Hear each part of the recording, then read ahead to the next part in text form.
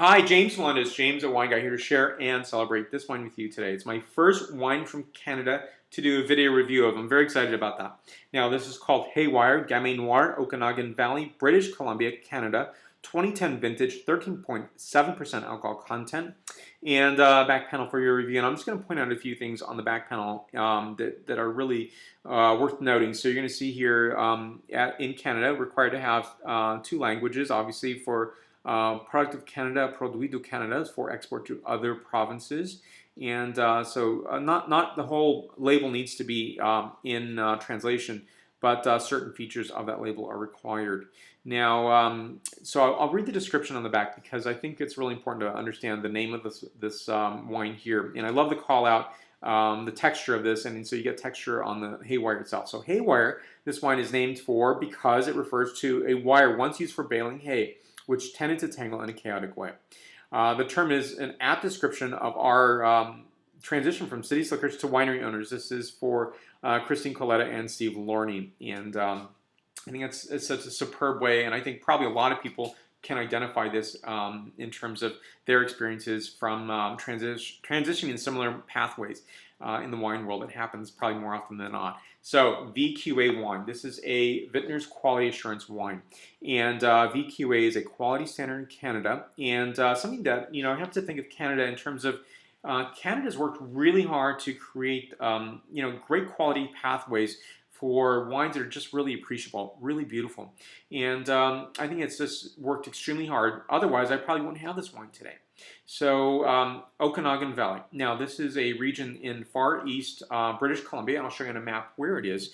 And its proximity. So you're going to see here is Washington State in the white area. And then on the furthest east side is the Okanagan and Similkameen Valley. And then further west, you'll see the Fraser Valley, and then Vancouver Island here is another of the 4th wine-producing region in British Columbia.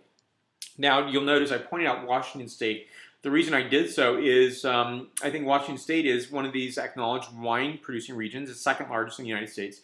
So I always say, when you think of a wine region, just go further east, north, west, or south, where applicable, and imagine what might be growing there. There might be some wine grapes, and if so, what is it? And for me, I'm tasting this really great set of circumstances called Okanagan Valley. Without the first of all, the highest or very northerly region, you have a higher elevation. You have really long sunlight time in the summertime. And so all these come out to create really great expressions in wine that you can't get anywhere else. And I think that's a really great way of thinking of this region and these wines and Canadian wines in general. Now, first of all, take a taste of this wine and tell you what it's like.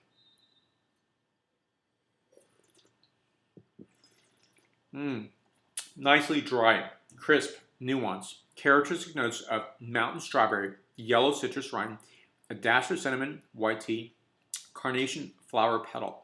I give this wine a 9.1 out of a 10.0 scale. Now, I think of Rosé as a year-round wine. First of all, why not? Look how beautiful this is. This is going to pair extremely well with such a wide course of foods. Now, coursing one, obviously, or even a second or third course. Depends on how many courses you have, obviously. But this is a really key part of that. You could have this beautiful wine year-round. While it may be warm here in San Francisco, I should not just restrict it to that. And I don't. I have Rosé year-round. For me, it's enlivening the spirit, say wintertime, where it may be a little cooler, darker, and it's that enlivening point, especially if I share it with family and friends. And for me, it's an exciting thing. Again, a 9.1 out of a 10.0 scale. For more wine reviews, please go to jamesawineguy.com. Please subscribe to my videos on YouTube, Facebook, Twitter, Vimeo, Google+, and Pinterest. Salud.